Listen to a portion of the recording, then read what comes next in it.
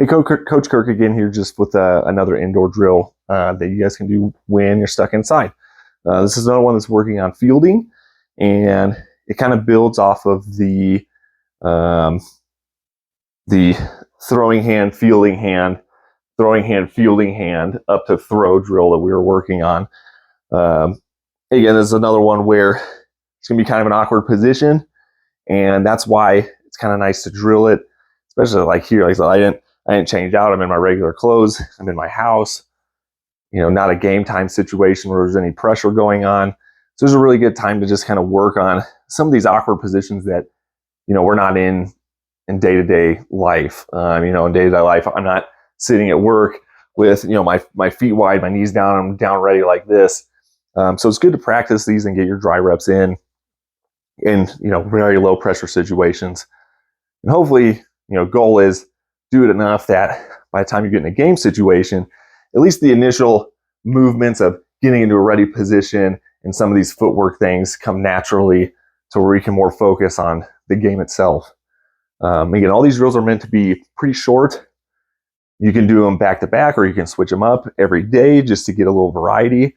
Again, you don't have to do a ton. Focus on the quality as opposed to the quantity.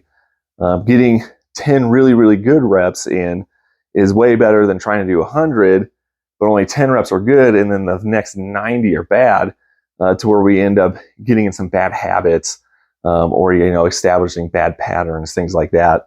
So again, just really short drills.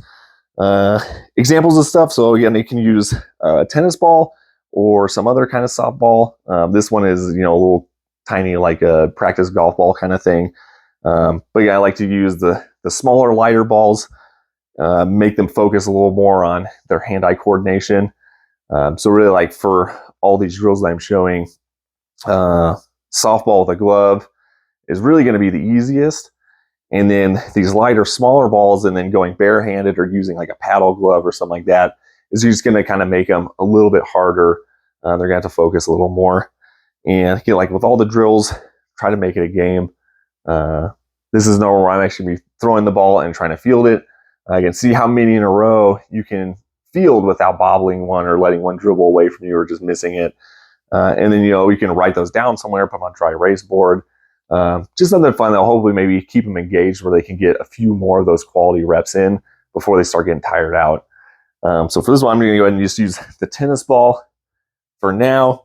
Like I said, what we're building off of is that two-step field, two-step motion, where I'm going my throwing hand, my fielding hand, grabbing it, throwing hand, fielding hand, and I'm up ready to go.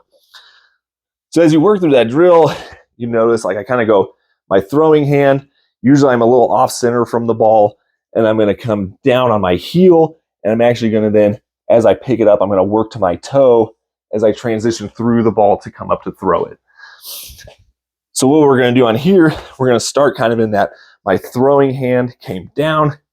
Here comes my fielding. I'm going to start on my heel, and we want to just kind of practice on kind of working through the ball this way.